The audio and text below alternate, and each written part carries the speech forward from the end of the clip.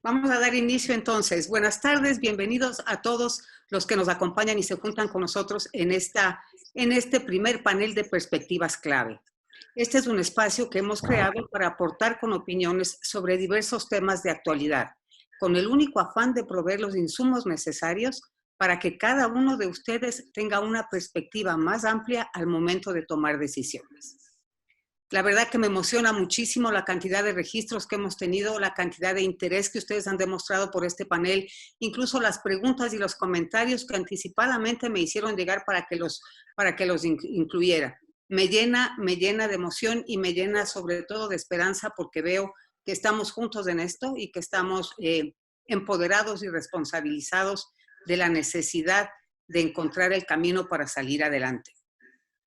Este panel tendrá una duración de 45 minutos aproximadamente y al final la intención es abrir el panel para recibir preguntas, 15 minutos más para preguntas. Las deben enviar, por favor, a preguntas y respuestas o Q&A, que es el icono que se despliega en la parte inferior de sus pantallas. Los panelistas que me acompañan hoy casi no merecen presentación, pero de todas formas, para mantener la formalidad, vamos a ir por esa parte. Todas son personas de indiscutible calibre, cuyas posiciones actuales los colocan en una situación histórica, no solamente por ser líderes de opinión, sino sobre todo porque su obligación ahora es ser líderes de acción. El tema no puede quedar en el tablero de la discusión, el tema tiene que trascender a la acción.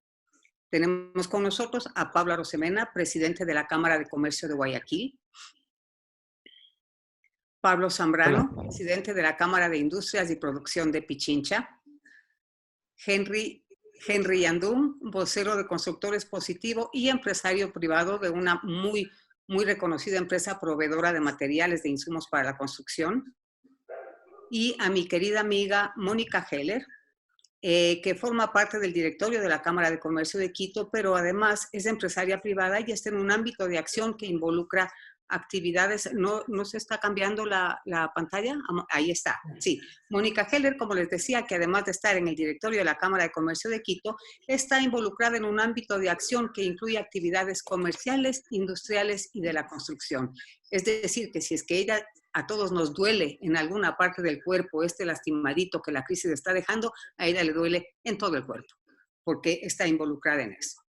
Entonces, pues, empecemos. Gracias por estar con nosotros.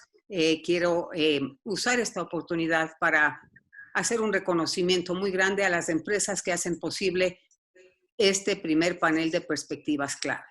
BIES, Cubiec, Pintura Sherwin-Williams y Hormigones del Valle. Gracias a ellos es que hoy podemos conectarnos, es que incluso hemos podido extremar nuestra capacidad de comunicación para poder llegar a un mayor número, a una audiencia mucho más grande que la que teníamos planificada. Muchísimas gracias por su apoyo.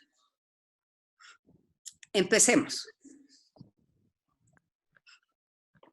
En los directorios de sus respectivos gremios seguramente se han mencionado y se han discutido estrategias que todas las empresas podrían aplicar para sobrevivir sin ingresos. Nunca nos imaginamos ese escenario, pero realmente estamos ahí.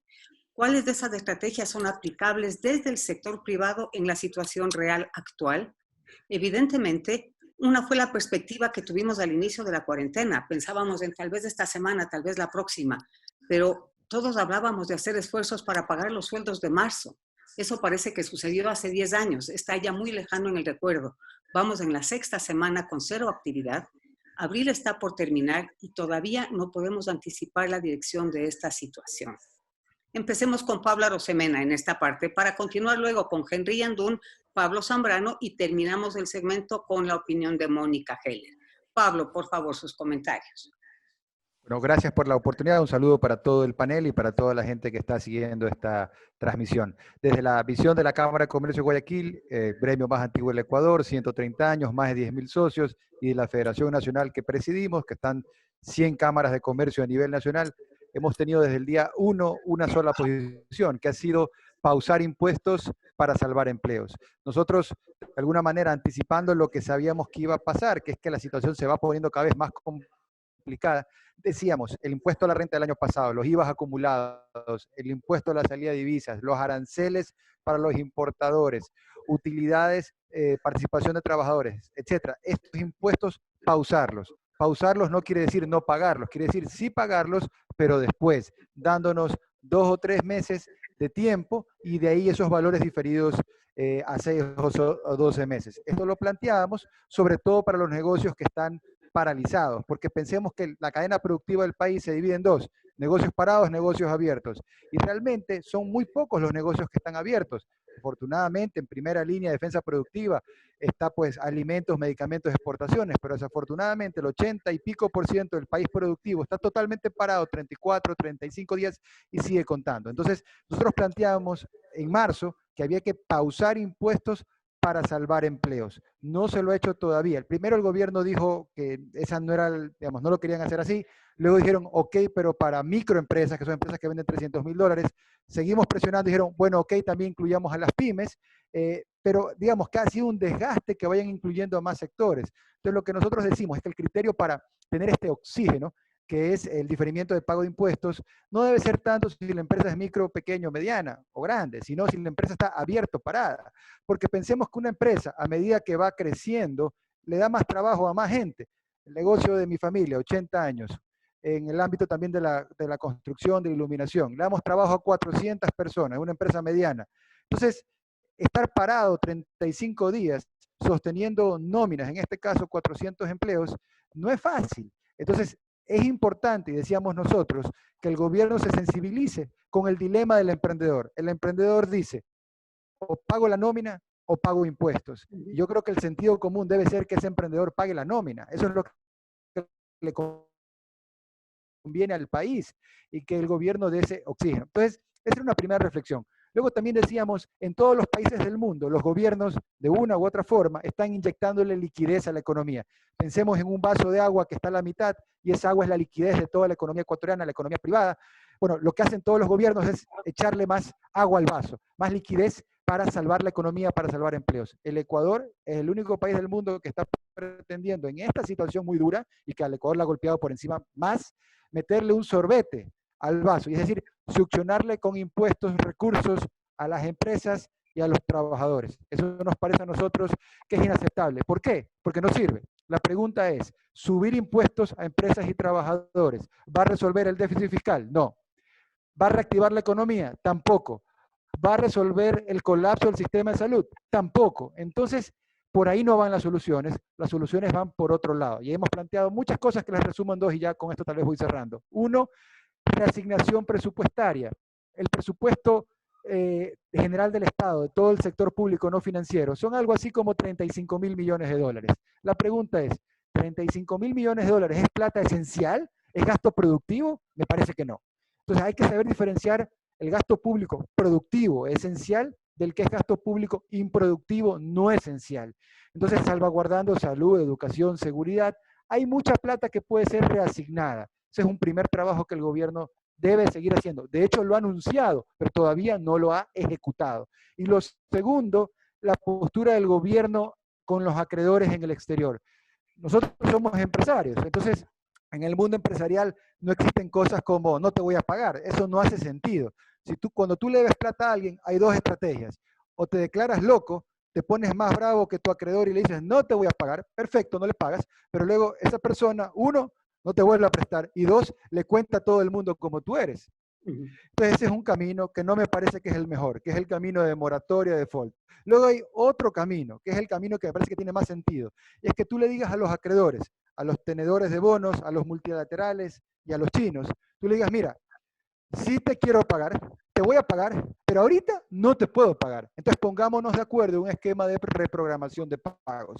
Ambos caminos consiguen el mismo objetivo, pero el segundo camino es un mejor camino en el largo plazo. Entonces nos parece que por ahí están las propuestas que son concretas para que el gobierno tome medidas. Y para cerrar, lo último que estamos pidiendo hace una semana, proponiendo al gobierno, hemos hablado con el ministro Iván Montaneda, con Alexandra Ocles, que preside el COE, con la ministra María Paula Romo, con el vicepresidente Otto Sonnenholzer, también con Richard Martínez, y le hemos hecho una propuesta que es la siguiente: reabrir el comercio ahora mediante la modalidad de entrega a domicilio.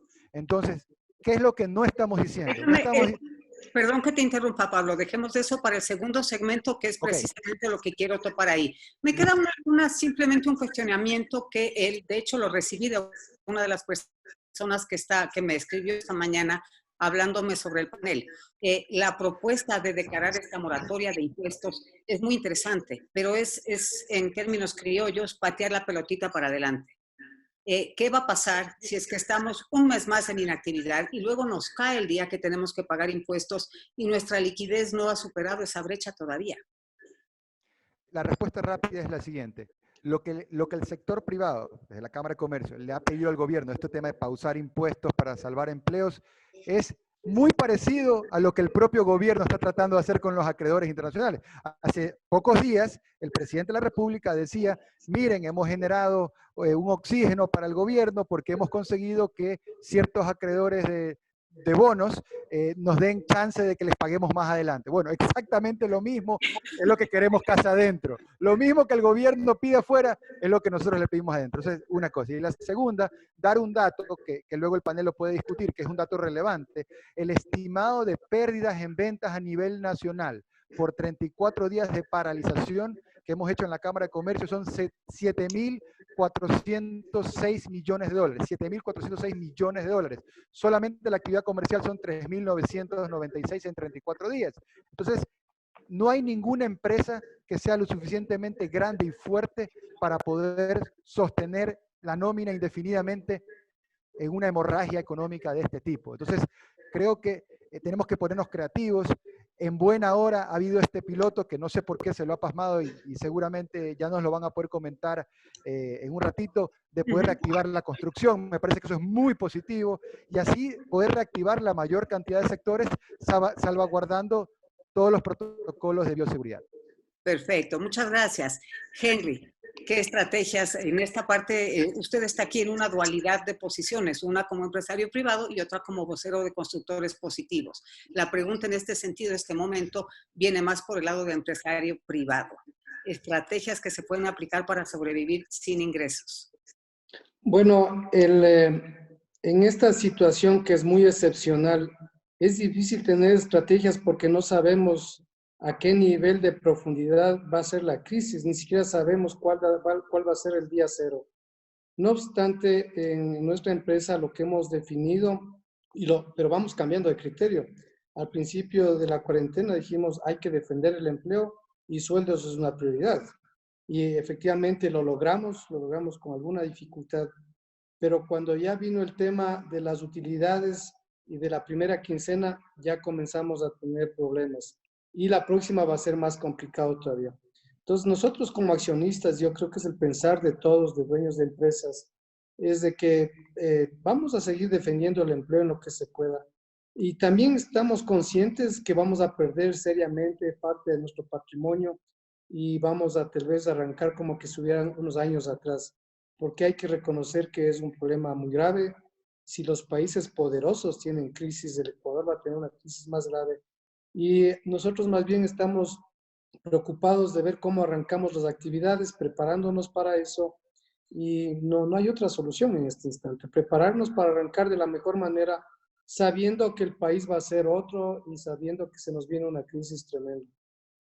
Perder ese patrimonio, ¿qué? Entregándolo al banco porque está entregado como garantía para respaldar créditos que no se pueden pagar, o perder ese patrimonio vendiéndolo a precio de gallina enferma para poder hacer caja para cumplir con las obligaciones.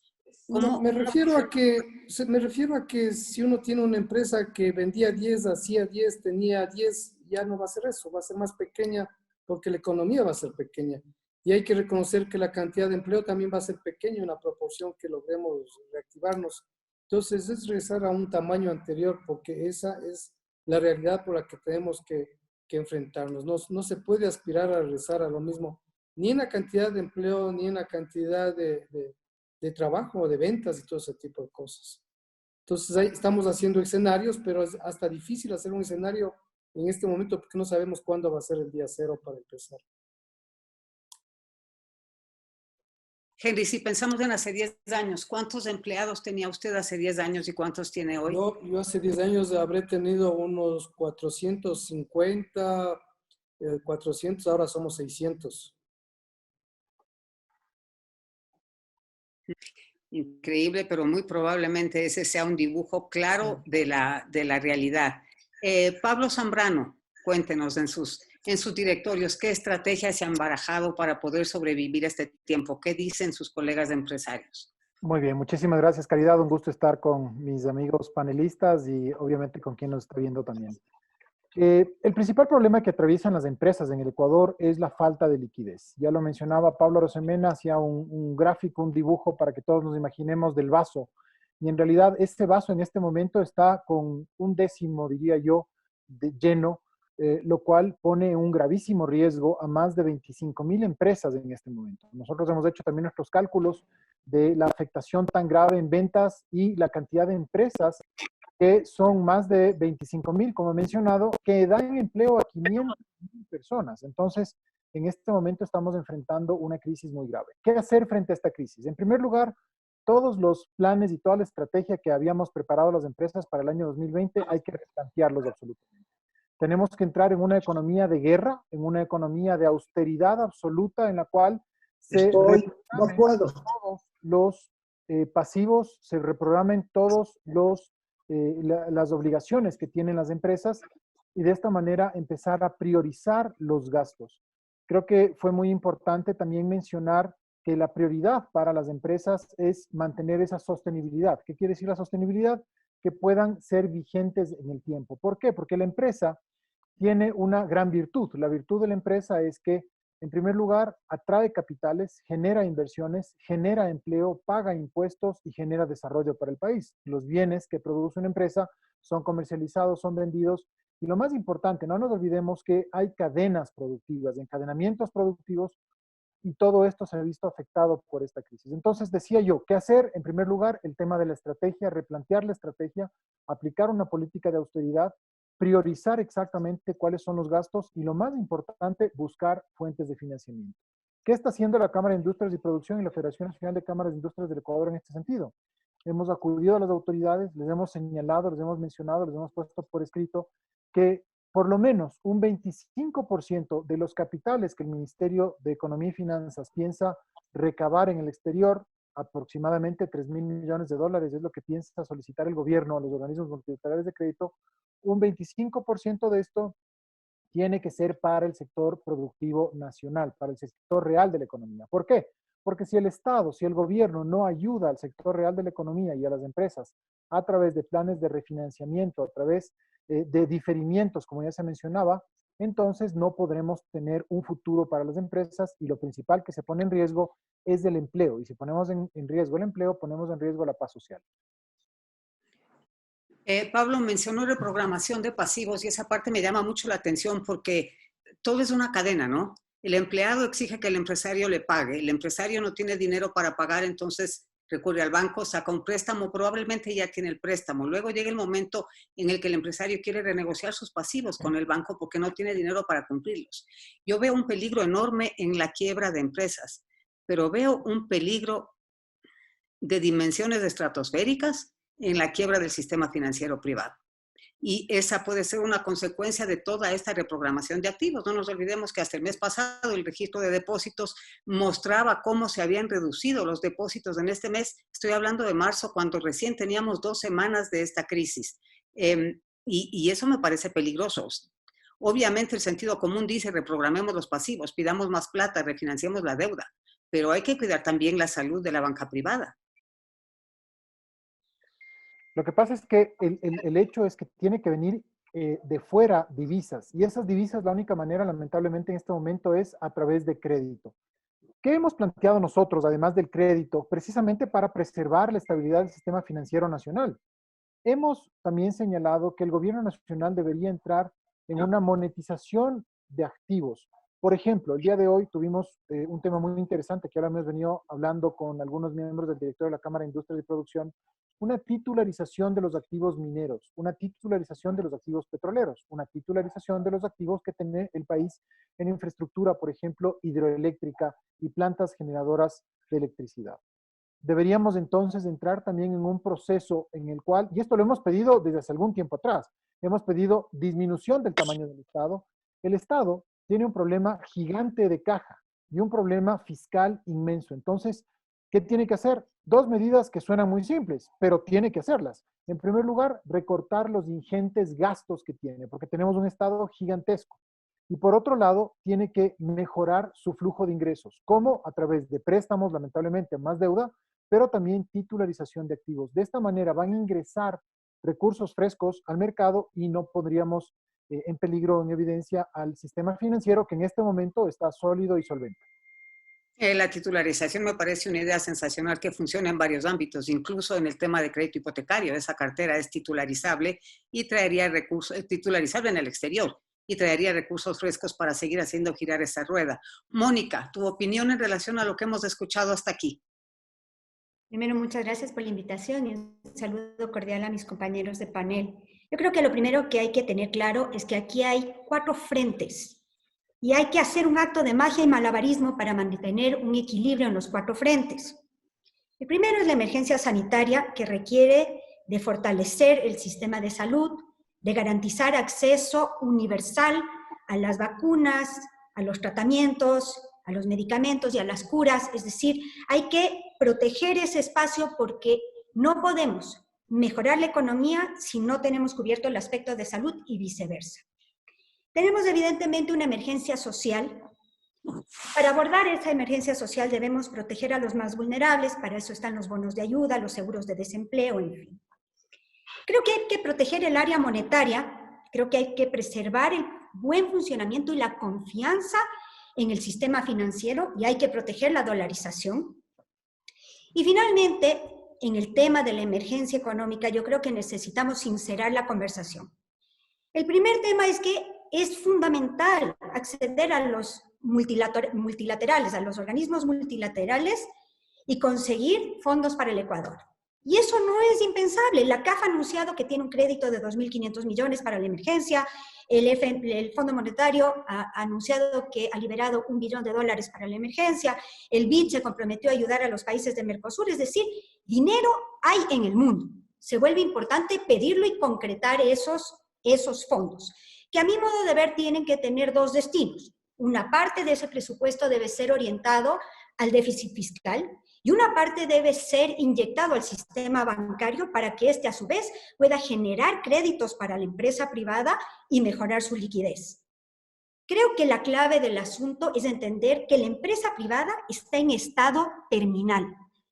No podemos aceptar medidas a medias. Este es un momento de medidas radicales y de entender que si no se toman, la empresa privada no subsistirá. Y esto es absolutamente fundamental porque el 85% del empleo pleno en el Ecuador viene de la empresa privada.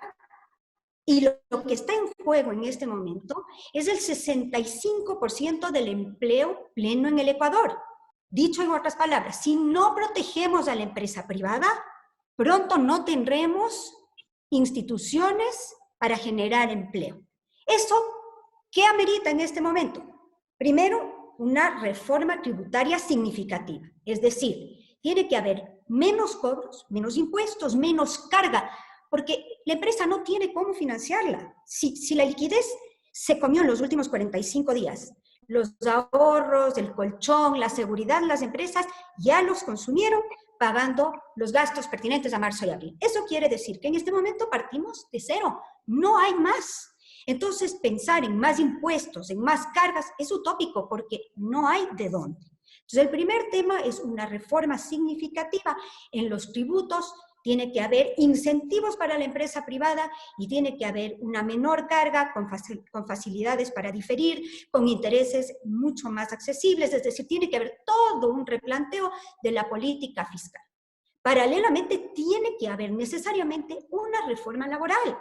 Mire, la propuesta que acabamos de ver de obligar a la empresa privada a mantener los empleos a capa y a espada, con una posibilidad de reducción de horarios, más o menos, pero con la obligatoriedad de mantener a los empleados durante 2 años sin la posibilidad del despido.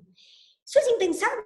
Eso es pasarle la factura a la empresa privada cuando no tiene cómo pagarla. Es decir, no tiene lógica que empresas que están cerradas desde hace 45 días, que no han facturado el primer centavo, tengan por definición y por ley la obligación de pagar nóminas que no pueden pagar y de mantener una serie de empleados que estarán absolutamente desocupados, porque tu capacidad instalada es directamente proporcional a la demanda. Al no haber demanda, porque está claro que la demanda no se reactivará rápidamente. Es decir, no veremos una recuperación en V, veremos una recuperación lenta en U. ¿Qué sentido tiene mantener una nómina que no puedes pagar y que además será absolutamente improductiva? Yo entiendo el elemento social de preservar el empleo, pero no puede ser a costas de la empresa. Es decir, algo tiene que ceder. Probablemente este es un momento para evaluar una reforma a mediano plazo en el tema de trabajo por horas, pero definitivamente a corto plazo de flexibilizar y liberar, porque la empresa privada no puede llevarse la carga del país entero. Y finalmente creo que necesitamos evaluar otro tipo de posibilidades. Deberíamos evaluar una propuesta de acortar los tiempos de pago en las cadenas de valor, es decir, probablemente hablar en vez de 90 días de 30 días para aquellos que están funcionando, eso mejoraría algo la liquidez. Creo que es necesario evaluar el real impacto de lo que pasaría con una reducción de pago al IES. Será un tema de fondo, será un tema de alargar el plazo de jubilación, es decir, creo que necesitamos enfrentar todas las posibilidades sin paradigmas, sin presunciones, porque ha primado en estos días la idea o la presunción de que el empresario tiene dinero y que le corresponde pagar, gane o no gane. Y eso no es así. La liquidez se acabó. Cualquier utilidad que se produjo en el 2019, y ojo, hay que entender que la utilidad no siempre queda en efectivo y que no todas las industrias generaron utilidades. Pero así las hubiera habido, y así hubiera habido el efectivo, eso ya se consumió. Entonces hay que eliminar esas presunciones, hay que partir de un diálogo abierto, constructivo, hay que llegar a acuerdos, pero hay que deshacerse de ese criterio, primero de que el empresario tiene dinero, porque hoy no lo tiene, y segundo de que es su responsabilidad el cargar con el problema entero del tema social del país. Gracias, Mónica, clarísimo. Me rescato de todo lo dicho en este momento que las respuestas nunca van a ser las correctas si es que las preguntas no son las adecuadas. Y tú acabas de plantear preguntas muy interesantes que deben ser respondidas, y es agradable estar en este foro en este momento precisamente porque los líderes de las cámaras nos están acompañando y son preguntas que tendrán que plantearlas una a una y probablemente ya lo han hecho dentro de sus directorios y de sus gremios. Lo que sí es que cuando hay demasiadas respuestas es muy difícil llegar a consensos. Lo estamos viendo con nuestra famosa Asamblea Nacional, que sabiendo cuáles son los temas importantes a tratar, están todos estancados, y eso sucede desde la Asamblea Nacional y en todos los niveles hacia abajo, municipios, etcétera, que siguen entorpeciendo la viabilidad de los procesos. Quiero, para pasar al siguiente segmento, quiero nuevamente agradecer a nuestros auspiciantes, Cubiec, empresa que apoya la construcción porque es el símbolo de la recuperación del país. Al BIES, recordándoles que gracias a sus aportes a la seguridad social, el BIES tiene soluciones para afiliados y jubilados. A Pinturas Sherwin-Williams y a Hormigones del Valle, con su mensaje optimista: a la construcción la reactivamos juntos. 30 años de experiencia a su servicio. Continuemos. Desde todas estas perspectivas gremiales se sugieren estrategias para retomar actividades. Henry Yandum, que es el representante del colectivo Constructores Positivos, que no es un gremio, es un colectivo en el que se ha juntado mucha gente de la empresa privada y luego posteriormente incluso también de entidades públicas locales y nacionales, donde conjuntamente y en comunión de criterios se intenta sacar ciertas acciones adelante.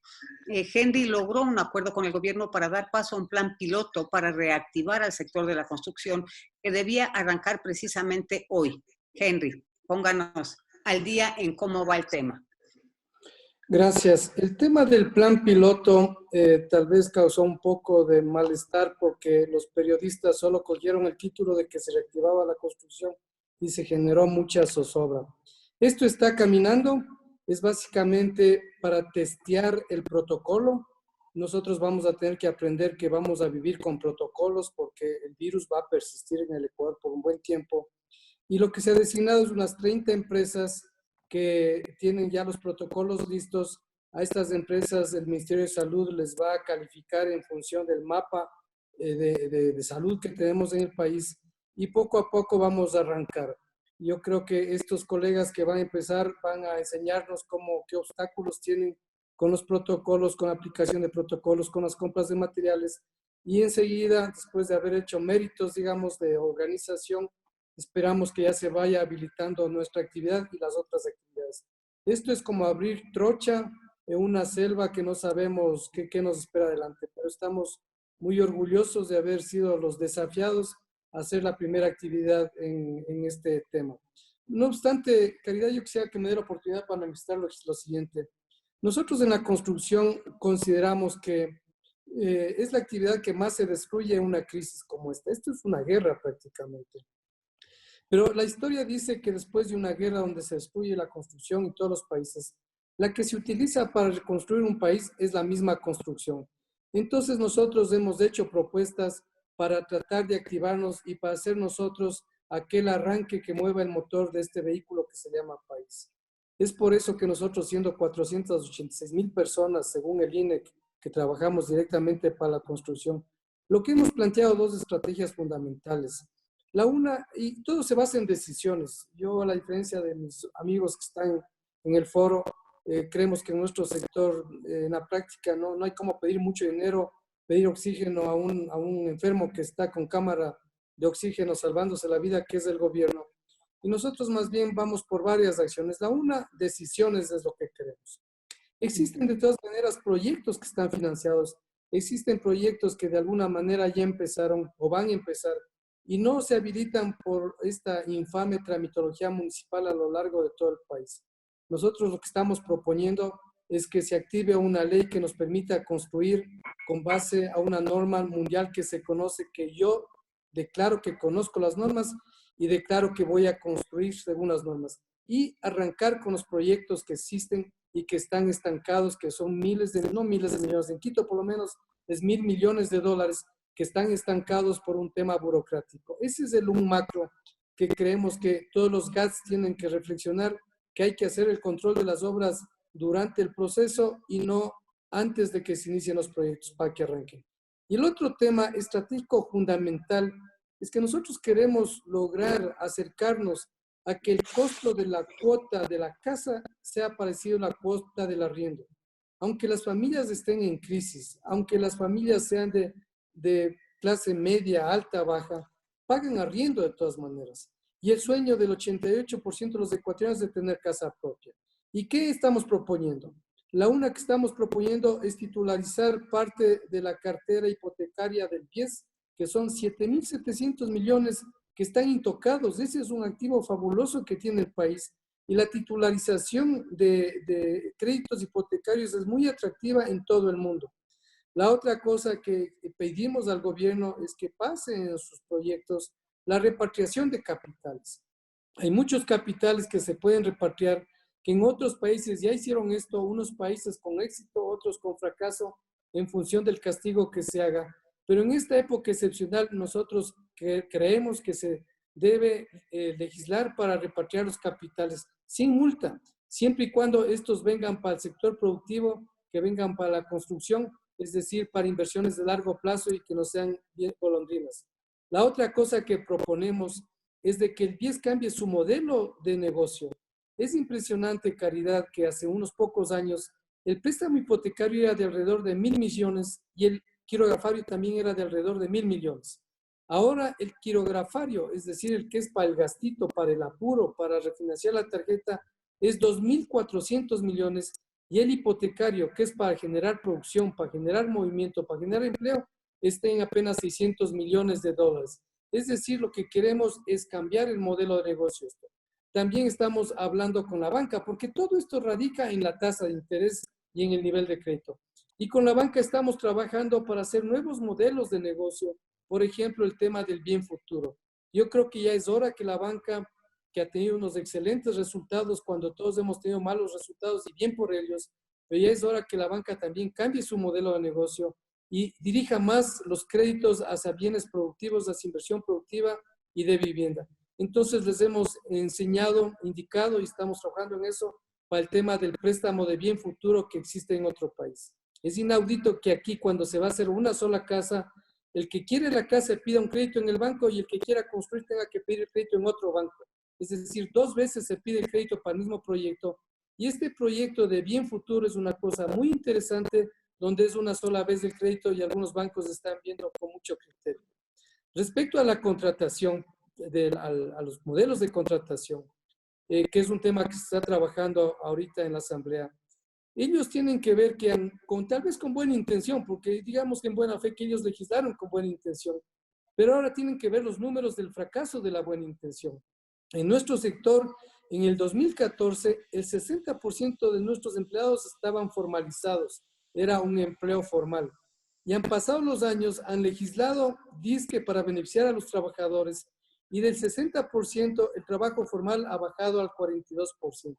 Hemos hecho propuestas concretas, bastante viables para que se hagan modelos de negocio, modelos de contrato, perdón, para que se exista más oportunidades de trabajo del sector de la construcción. Es decir, todo estamos encaminando para que tratemos de recuperar algo de la demanda. Lo interesante que ahora nos viene es que tenemos que aumentar la demanda, como digo, estructurando a la CFN, al BIES, a la banca privada y todos estos entes para que las cuotas de pago de la mensualidad de la casa sean parecidas a las del arriendo. Esa es nuestra estrategia fundamental. Muchísimas gracias, Henry. Me queda solamente una pregunta en este tema. Si bien el plan piloto se está aplicando al sector de la construcción, hay muchas inquietudes que me están llegando por todos los medios posibles en este momento. El siguiente paso sería, o paralelamente, se va a aplicar esta gestión, este apoyo para reactivar la actividad de las empresas proveedoras de materiales y de insumos para la construcción. Pueden ser pinturas, puede ser hormigón, puede ser pisos, cerámica, sanitarios, etcétera. Bueno, ese es el gran desafío. La sociedad tiene que entender que nuestra vida cambió. Hay gente que cree que si se activa el país después de 2 semanas, todos vamos a salir a trabajar y el virus nos va a abandonar. Eso no es cierto. Nosotros que tenemos que salir a proteger la salud priorizando. Imagínense, Caridad, que estando encerrados en nuestras casas, hay bastantes muertos y enfermos. Imagínense cuando trabajemos. Lo que se está haciendo en el proyecto piloto es el tema de activar pocas empresas, probar el protocolo y, por ejemplo, en el tema de compras de materiales, lo que estamos promoviendo, y eso va a ser en principio, es que la compra va a ser tipo delivery. No se pueden abrir las ferreterías intempestivamente, van a tenerse que abrir, obviamente, pero poco a poco para que la gente aprendamos a convivir con la máscara, aprendamos a convivir con la separación, con la distancia de separación, con la lavada de manos, y eso va a ser un proceso que esperamos que sea rápido en función de que nuestro proyecto piloto sea exitoso, porque no solamente son las empresas que van a construir, sino poco a poco las ferreterías, las fábricas, y en ese proceso estamos. Pero yo creo que hay que hacerlo pensado y pausadamente, porque hay que evitar un rebrote de la enfermedad, porque eso sí sería fatal para la economía y para la salud de los ecuatorianos. Muchas gracias, Henry. Pablo Arosemena, por su parte, promueve una iniciativa para la apertura inmediata de los comercios que también es muy interesante y también ha sido comunicada y consensuada en algún sentido con miembros del gobierno a diferentes niveles. Involucra todas las actividades comerciales, grandes, medianas y pequeñas. Por favor, Pablo, si nos cuentas un poco más en detalle. Claro que sí. A ver, hay 2 iniciativas que estamos proponiendo en este momento. Una hace ya casi, digamos, 3 semanas y otra hace 1 semana. Y las 2, digamos, vienen a apagar 2 incendios. La primera, la más antigua, se llama Salvar un Comercio. Entonces, www.salvaruncomercio.com. ¿Cuál es el sentido de esa iniciativa? Apelar a la solidaridad comercial. Todo negocio, pequeño, mediano, grande, que hoy está paralizado, si es que ha hecho las cosas bien en el pasado, tiene una base de clientes que son sus fans, que quieren a la marca. Y pensemos en el peluquero, o pensemos en un odontólogo, en un constructor, pensemos en un consultor, en servicios, y pensemos en negocios de todo tipo. Entonces, al lanzar esta página, no sabíamos qué iba a pasar, de allá para acá tenemos más de 1.200 comercios que ya se han registrado. Obviamente lo hacemos gratuito el registro en la página y le decimos a la gente que se registra, motiva a tu base de clientes a que te anticipen una compra. Entonces la filosofía es, compras hoy, tu cliente te compra hoy, te hace una transferencia de dinero hoy, pero va a recibir el beneficio del producto o el servicio después. Después es cuando pase la pandemia, cuando Dios sabrá cuándo efectivamente se puede operar, en semanas o tal vez en un mes o más. Entonces, esta iniciativa, ¿cómo nos ha ido? Tenemos decenas y centenares de testimonios de comerciantes, del peluquero que dice, yo ya tenía un mes parado, tengo 10 empleados, no tenía cómo pagarles y ahora he podido comunicarle de esta iniciativa a mi base de clientes y he podido anticipar cortes de pelo, hacen promociones creativas de paga por 4 cortes de pelo y te lleva 5 cortes de pelo, casi que te cortas el pelo de aquí hasta diciembre y ya está todo pagado, y ellos con esas ventas pueden sostener empleos y pueden comer, comprar medicamentos. Entonces, esta iniciativa, sobre todo para el microemprendedor, ha sido bastante buena. Eso fue una cosa. Hace una semana le enviamos una comunicación, una propuesta formal al ministro Iván Montaneda, una propuesta completa, donde le decimos, mira, la situación no aguanta más. Entonces planteamos abrir inmediatamente el comercio en la modalidad de entrega a domicilio. Es decir, no estamos planteando que la gente vaya a una tienda y te atiendan normalmente, no. Pero sí la modalidad a domicilio, donde tú puedes llamar o a través de plataformas y puedes pedir ferretería, muebles, ropa, repuestos de vehículos, en fin, todas las cosas que hoy la gente necesita. Y porque hay una demanda reprimida, pero hay una demanda para ese tipo de bienes. Entonces, que se permita este tipo de ventas con entrega a domicilio, salvaguardando todas las normas y protocolos de bioseguridad, con un personal esencial de parte de los comercios que está desde bodega hasta el punto de entrega. Inmediatamente la respuesta del ministro ese mismo día fue, me parece fantástico, vamos para adelante, pero luego esto tiene que superar etapas con más personajes. Hemos hablado con el ministro Montaneda, ministro Richard Martínez, con Alexandra Ocles, que preside el COE Nacional, con la ministra María Paula Romo, con el propio vicepresidente de la República. De hecho, el día de ayer me llamó en la noche para decirme, la idea es buena, pero quieren ir haciéndolo poco a poco. Inclusive nos pidió que armemos un grupo empresarial multidisciplinar de personas para que un poco dibujemos desde nuestra perspectiva cómo debería ser esa vuelta a trabajar de forma gradual. Entonces, está todo eso muy bien, muy bonito, pero nosotros igual estamos insistiendo en que más allá de las conversaciones se deben de implementar acciones. En el sector privado, cuando alguien quiere hacer algo, ¿sabe lo que pasa? Se hace. En el sector público, cuando alguien quiere hacer algo, crean un comité para ver qué es lo que van a hacer. Entonces nosotros, como venimos del sector empresarial, como somos empresarios, lo que estamos diciendo es el sentido de urgencia, porque esto se necesita para antes de ayer. ¿Por qué? Porque la gente está saliendo cada vez más. Y es la informalidad. Entonces, de alguna manera, el empresario formal está entre la espada y la pared. Tengo que pagar sueldos y no tengo plata. Tengo que pagar impuestos, no tengo plata. No puedo operar. No veo la luz al final del túnel. Y luego los informales salen todos los días a la calle. Entonces, es una situación muy complicada. Entonces, lo que estamos planteando es formalizar la reapertura de todo el sector comercial inmediatamente con las entregas a domicilio y ya ir definiendo por fases, por etapas, cómo tienen que ir integrándose en la operación todos los sectores.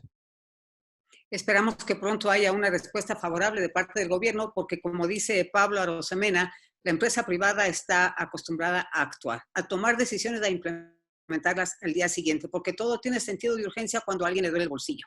El problema es cuando no le duele el bolsillo a nadie, las cosas toman mucho más allá de lo previsto y en lugar de tomar acción, hay reacciones dispersas que no llevan a conclusiones interesantes.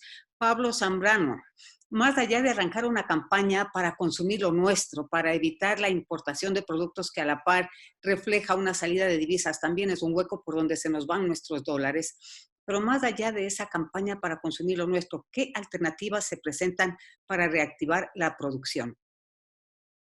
Yo creo que ese es el tema clave y eso es lo que nosotros le hemos dicho al gobierno. ¿Por qué no se ha presentado un plan de reactivación productiva? ¿Y qué debe contener un plan de reactivación productiva? En primer lugar, nuevamente, rescatar el concepto de la sostenibilidad de las empresas, de garantizar que las empresas puedan tener un entorno en el cual puedan trabajar de una manera adecuada. Por ejemplo, ya lo ha mencionado Henry Andún, el tema relacionado con la tramitología. Ecuador es el país de la tramitología, es el país de la burocracia, y entonces tenemos que eliminar y evitar estos cuellos de botella que lo único que hacen es traernos dolor de cabeza. En tercer lugar, un plan de producción tiene que tener una hoja de ruta clara que establezca exactamente cuáles son las potencialidades, cuáles son las ventajas comparativas que tiene el Ecuador para potenciar estas ventajas comparativas y empezar entonces con una hoja de ruta que se convierta en una denominada política de Estado. ¿Y qué es una política de Estado? Aquella que sobrevive a los gobiernos. Los gobiernos, al igual que las personas, son efímeros. Por lo tanto, debemos tener políticas de Estado. Miren ustedes lo que ha ocurrido con Chile y con Perú en lo que tiene que ver con la producción agrícola y con la exportación agrícola. Perú lo que ha hecho es reactivar durante 10 años zonas desérticas en el norte y las ha convertido y transformado en zonas de producción de exportaciones de frutas. En muchos rubros, Perú incluso le gana a Chile en lo que tiene que ver con la exportación de producción de frutas. Entonces, ¿qué decimos desde el sector manufacturero e industrial? Respetemos las políticas de reactivación productiva, establezcamos políticas públicas que sobrevivan a los gobiernos y de esa manera proyectémonos hacia el futuro. Pero ¿cómo decir esto si cada 6 meses en el Ecuador tenemos reformas tributarias? Y estamos ahora enfrentando una reforma tributaria más. La última reforma tributaria, quiero recordarles a quienes nos escuchan y nos ven, fue en diciembre. Ya nos pidieron una contribución para el equilibrio fiscal. Ahora nuevamente hay una reforma tributaria que lo único que hace es generar inseguridad jurídica y sobre todo molestia en el sector productivo que, como ya se ha mencionado, no da más. Entonces, eso es lo que nosotros necesitamos, un plan de productivo, una reactivación productiva, y esto sin duda tiene que venir del gobierno. ¿A través de qué? Yo soy de una tendencia de centro, pero creo en el liberalismo, y creo en el liberalismo desde el sentido en que debemos tener Estado, pero un Estado que cumpla un rol de control, un rol de fiscalización, pero tampoco un rol de meterse en ser un actor de la economía como se pretendió en este país. Y lamentablemente, durante 3 años de este gobierno no hemos podido salir de ese mismo esquema corporativista en el cual el Estado es un competidor del sector privado. Entonces, eso es lo que nosotros proponemos, un plan de reactivación productiva, un plan de competitividad, que ese es el otro problema también gigantesco que ya tenía el Ecuador, venía cargando sobre sus hombros ese problema tan grande que ahora con la crisis del COVID, este tema se vuelve mucho más grave, el tema de la competitividad.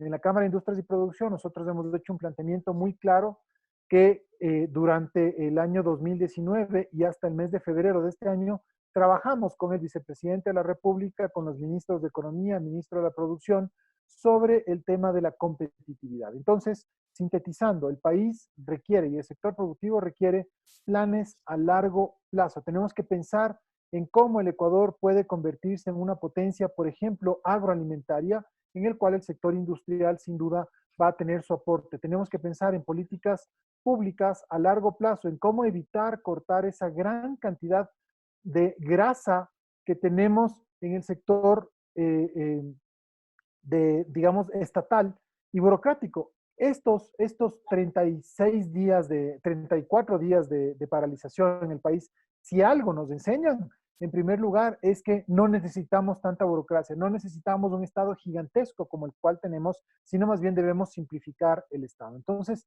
eso es lo que nosotros necesitamos y pedimos desde el sector productivo nacional. Muchas gracias, Pablo. Sí, realmente parecería que tenemos este afán y esta predisposición por siempre echarle la culpa a alguien, y en este caso es echarle la culpa al gobierno. Pero he analizado todas sus respuestas, he analizado todos sus comentarios y todos decantan en la falta de acción del gobierno. Por gobierno me refiero al poder ejecutivo, al poder y al poder legislativo, porque en esta parte el uno propone y el otro rechaza, y el que rechaza, rechaza el doble y rechaza sin proponer ninguna alternativa ni ninguna salida viable, y todos quedamos en un limbo bárbaro. A veces estamos de acuerdo con las propuestas, a veces no estamos de acuerdo con las propuestas, pero sería realmente importante que algo empiece a avanzar. Pablo, habías mencionado que a las 5:55 tenías que abandonarnos. Ojalá pudiera, Pablo Zambrano, perdón, ojalá pudieras quedarte unos minutitos más, pero si no, pues entendemos, y cualquier pregunta que llegue dirigida a ti la canalizaré yo cuando terminemos. Mónica, ¿qué rescatas de estas propuestas? ¿Qué Gracias, es viable en el corto plazo? Como habían mencionado, algo que se pueda gestionar de parte de la empresa privada, por iniciativa de la empresa privada y de los gremios de la empresa privada, que pueda hacerle el quite a la Asamblea Nacional mientras ellos deciden a quién, no sé, le ponen una banda de felicitación o alguna cosa por el estilo. Mira, yo creo que lastimosamente el lenguaje que debemos usar hoy es un lenguaje diferente. Las presiones sociales, el FUT, la CONAIE, eso debe dejarse a un lado, no es momento para eso. Tenemos que tener claridad de mente y tenemos que entender en todos los aspectos y en todas las partes de este momento y de esta crisis, que si cada uno jala para su lado y cada uno presiona y cada uno busca ponerse la medalla para el futuro, el resultado será un Frankenstein maldito que arrase con todo. Este es momento para salvar a la empresa privada. El gobierno está muy complicado, el país no tiene dinero y después de la caída del precio del petróleo tan radical que vimos hoy, peor aún. Es decir, la única salida que tiene el Ecuador es la recuperación de la empresa privada. Para permitirle esa recuperación hay que dejarle respirar. Nosotros no pedimos dinero del gobierno. Creo que Henry no entendió bien la propuesta en ese sentido. Nosotros no pedimos que el gobierno nos dé si no tiene para darnos. Eso lo tenemos claro. Lo que pedimos es un espacio de respiro. Necesitamos unos meses para recuperarnos, para poder subsistir, porque parecería ser que hay una confusión. Esto no se trata de ganar dinero, no se trata de salir victoriosos de este. Se trata de no morirnos en el camino. Somos enfermos terminales. Estamos sufriendo de un cáncer terminal y quieren darnos una aspirina para el dolor. No, necesitamos espacio para respirar. Necesitamos más y mejores condiciones, menos presión tributaria y más flexibilidad para poder subsistir. Y si eso implica que podemos despedir empleados, eso es lo que necesitamos. Y si eso implica que no pagaremos una parte de las obligaciones tributarias, pues necesitamos eso. Y una vez que logremos salir de la parte inminente del problema, podremos hablar de estrategias a mediano plazo. Yo te escucho, Pablo, el tema, por ejemplo, del domicilio. Te digo, nosotros lo hemos intentado en estos días en Quito y el resultado es el 2% de la facturación. O sea, es un buen esfuerzo. Todos los esfuerzos hay que hacerlos, pero no resuelven el problema de fondo. Y creo que es importante no perder claridad. Todo hay que hacer, pero primero hay que hacer lo que es fundamental para poder subsistir y después podemos hablar de planificación a largo plazo. Yo leía uno de los comentarios ahorita y alguien decía, Perú no lleva 10 años fomentando el crecimiento agrícola, lleva 30 años.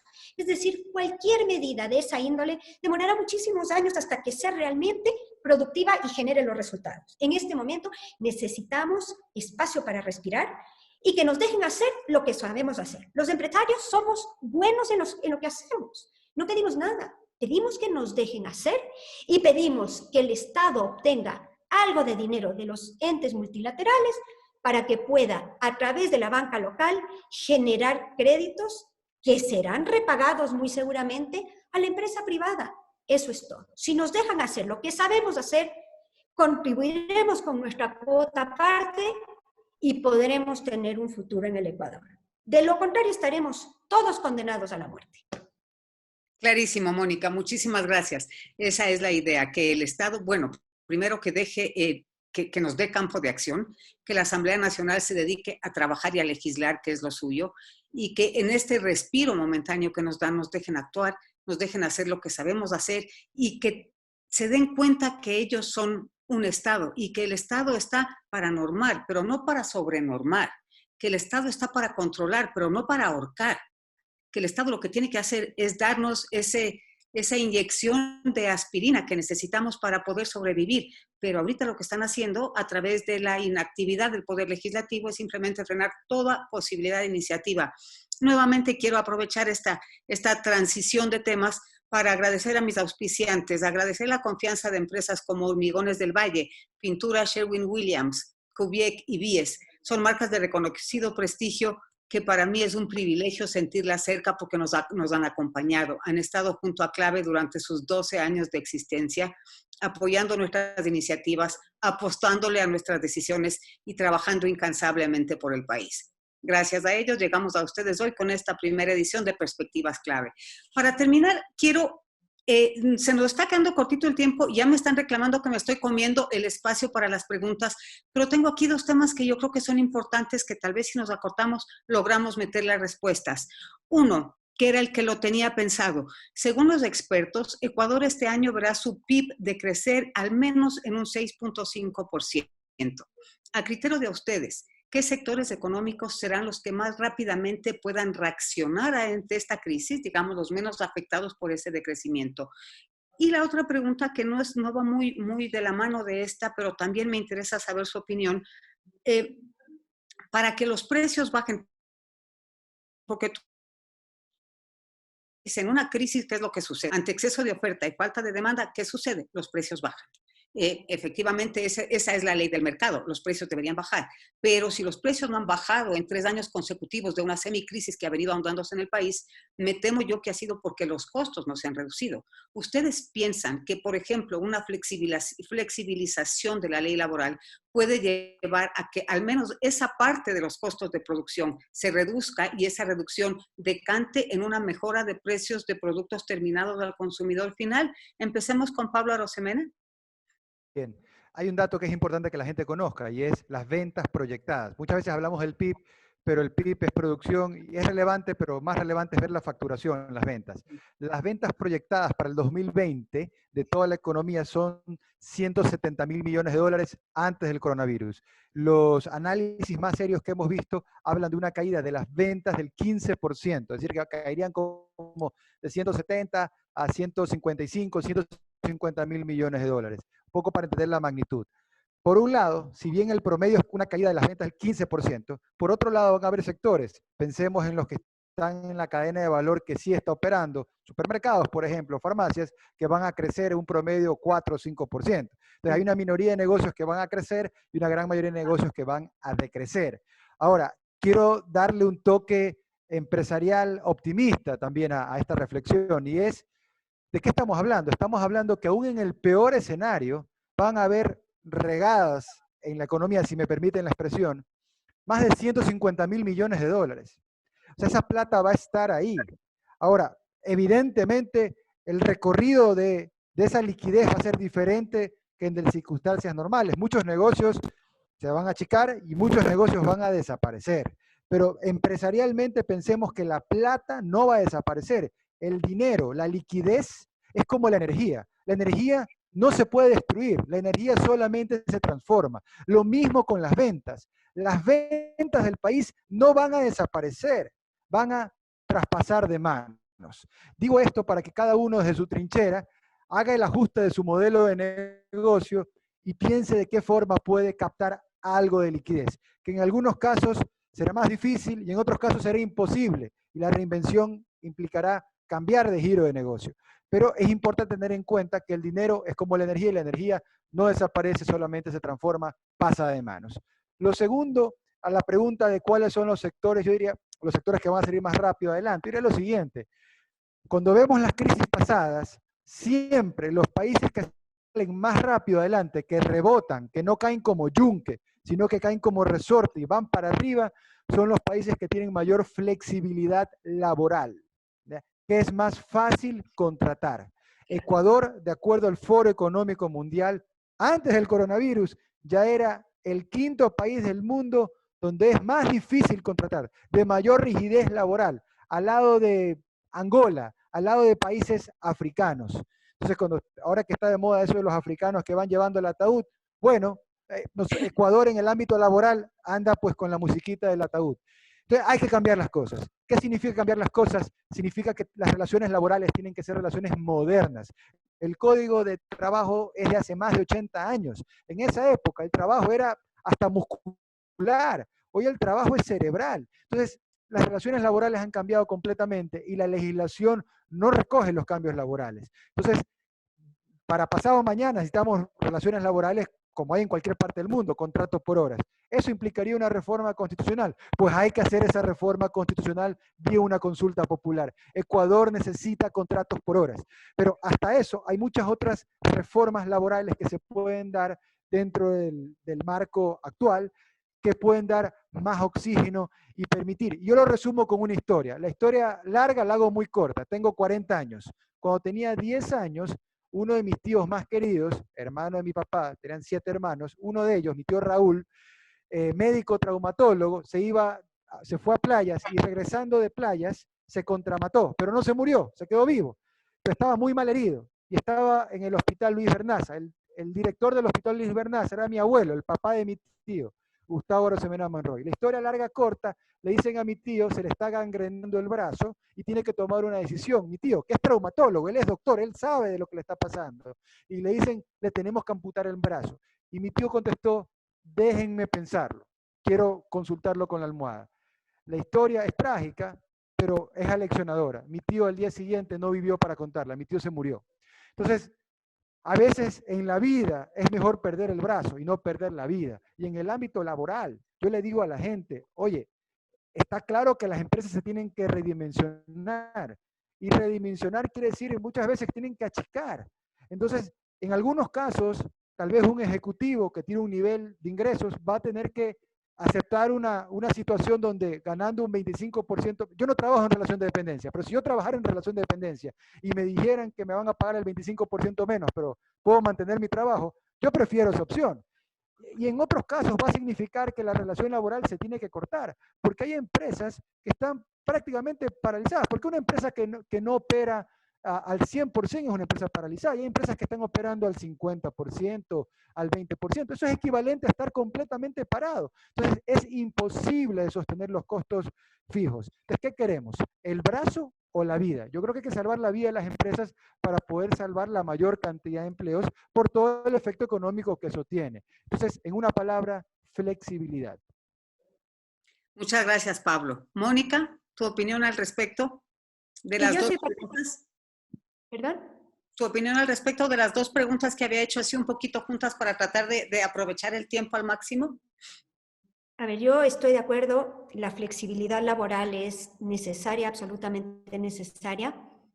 Creo que necesitamos desprendernos de todos los pesos sociales y todos los paradigmas y todas las concesiones sociales de los años y replantear un esquema que funcione para el futuro, no para el pasado. Estamos en una desventaja competitiva tremenda entre los países vecinos que de hecho han generado una serie de incentivos en los últimos días que nos van a dejar peor parados que antes. Si no nos liberamos de todas esas concesiones previas y avanzamos con una lógica de competitividad y de subsistencia, yo veo muy difícil la recuperación. Además de eso, creo que es importante llamar a un mejor comportamiento social. Mire, la experiencia que vivió el Ecuador en octubre es diciente. Hubo manifestaciones, hubo quejas, hubo protestas, se tomaron las calles. ¿Y qué pasó? Quedamos con un déficit económico tremendo, con un miedo social que hoy no nos permite tomar las decisiones adecuadas, porque somos un poco presos y un poco secuestrados de la amenaza todo el tiempo. Hay que tomar las decisiones que hay que tomar y los grupos sociales tienen que ser más flexibles, tienen que ceder porque esa posición tan dura y tan radical no es constructiva, pero además no es realista. Tú puedes imponer obligaciones laborales en papel, pero a la larga lo que tendrás es un montón de empleos salvados en papel y un montón de empresas cerradas en la práctica. Tenemos que asentarnos en la realidad, tenemos que tener un diálogo sin presiones, entendiendo las realidades de parte y parte, buscando resolver de la mejor manera, pero no cediendo lo que es fundamental. Porque si cedemos solo por evitar la presión social, acabaremos con un desastre. ¿Y quién será responsable?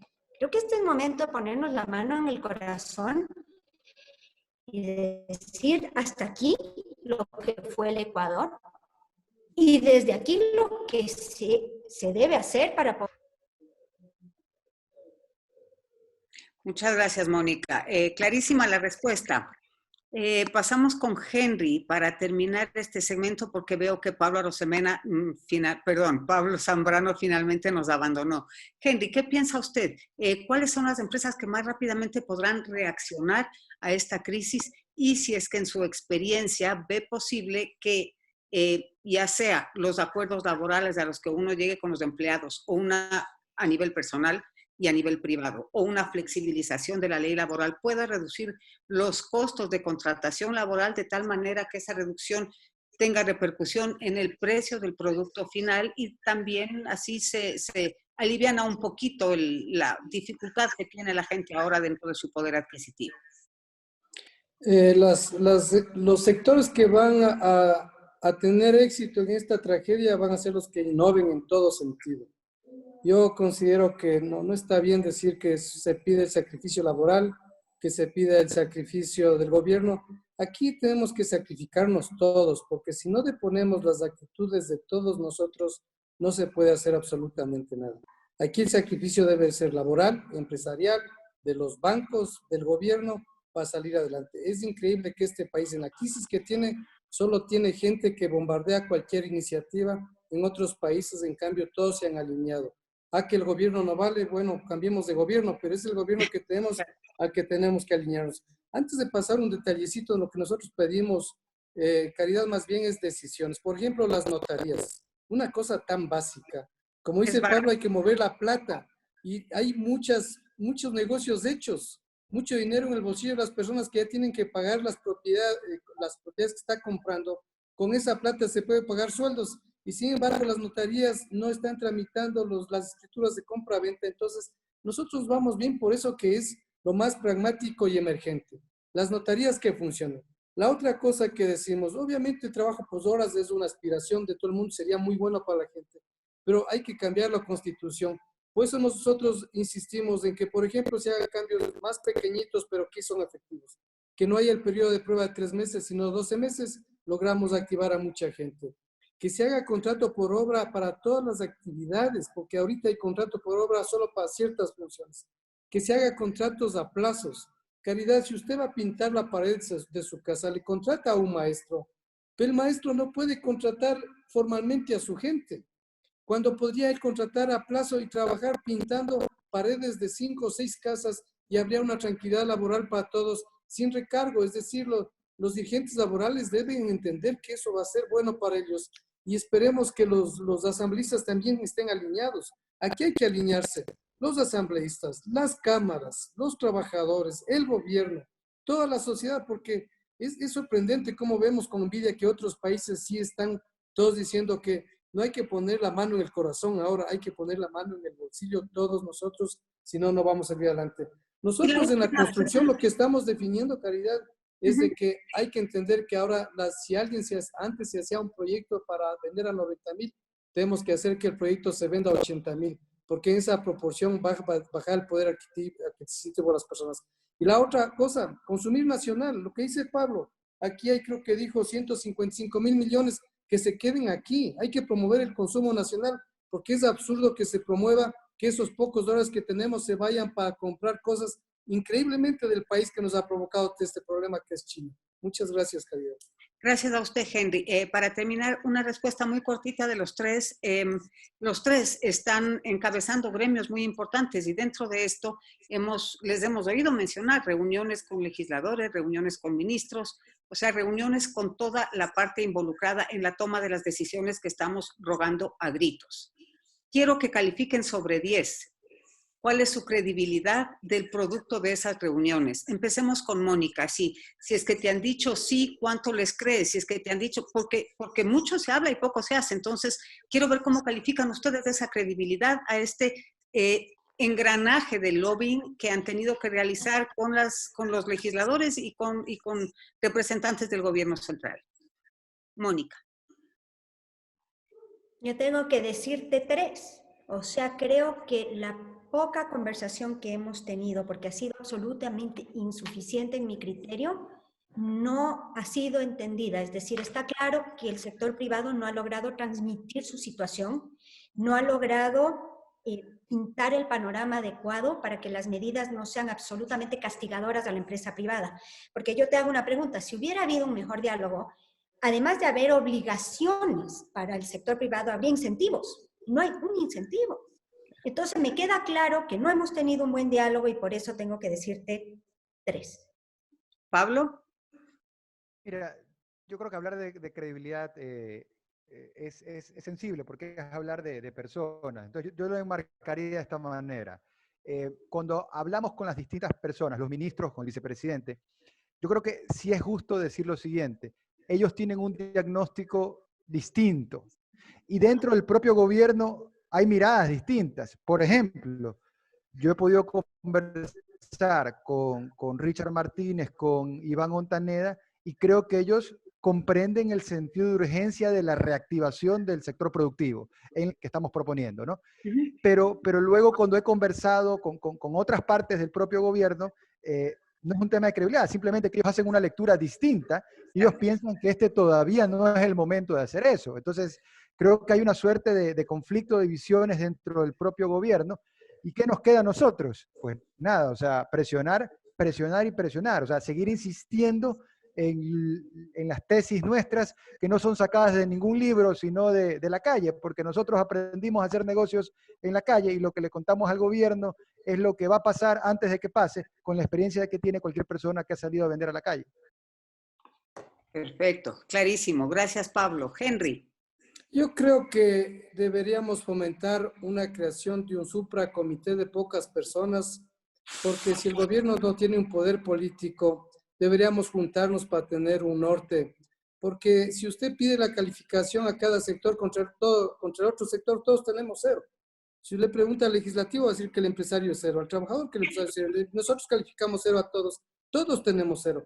Yo creo que es época y le invito a Pablo, que es uno de los líderes grandes en el país, a que se fomente un gran movimiento y un liderazgo fuerte, no solo de las cámaras, sino con los trabajadores. Algo hemos de tener en común y peleemos por algo que tenemos en común, porque requiere de la unión de todos nosotros, de todos los entes, la academia, las cámaras, todo el mundo, porque no estamos estructurando nada, no estamos haciendo el deber correctamente y es una época muy grave y requiere de decisiones excepcionales entre todos nosotros. Muchísimas gracias, Henry. Tenía la intención de dar paso a algunas preguntas, pero ya he abusado del tiempo de ustedes, tanto de mis amigos panelistas, cuanto de la gente que se ha conectado para escucharles. Nos hemos sobrepasado el tiempo de tal manera que, como lo ofrecí al principio, voy a agrupar todas las preguntas. Algunas están dirigidas específicamente a alguno de ustedes, se las daré llegar para, a través nuestro, darle respuesta a la persona que tiene tal o cual inquietud. Lamentablemente son demasiadas como para darles cabida y de lo que pude revisar en este momento, así un poquito a vuelo de pájaro, las respuestas no son sí o no, son respuestas un poquito más elaboradas que yo sé que nos van a tomar mucho tiempo. Quiero agradecer a todos por su atención a este panel. Todas las preguntas que se quedaron en el tintero serán revisadas, como me comprometo. Los esperamos en la siguiente edición de Perspectivas Clave. Recibirán los detalles de nuestra próxima emisión en los próximos días. De todo corazón, a mis panelistas, muchísimas gracias por haber compartido con nosotros esta maravillosa experiencia. Me queda a mí en el recuerdo unas frases muy importantes mencionadas por ustedes hoy y sobre todo esto de que tenemos que juntarnos y sacar al país adelante. El hecho de calificar o descalificar políticos no nos compete en este momento, más vale, yo llamaría un poquito, invitaría en algún sentido a repensar la forma en la que hemos acudido a las elecciones y a las votaciones en periodos electorales anteriores, porque tenemos nuevamente la maravillosa oportunidad de votar con criterio, con inteligencia, para que al menos el cuerpo colegiado que está llamado a legislar en las distintas materias que regulan nuestro país esté integrado por personas que al menos un día en su vida hayan tenido una empresa y hayan tenido que sacar de su bolsillo la plata para pagar los sueldos al final de mes. Muchísimas gracias con todos. Espero verlos pronto nuevamente. Va por hoy un abrazo virtual, pero créanme que lo que más guardo es la esperanza de ese abrazo personal. Mil gracias. Gracias. Buenas noches. Gracias. Buenas noches. Hasta luego. Hasta luego.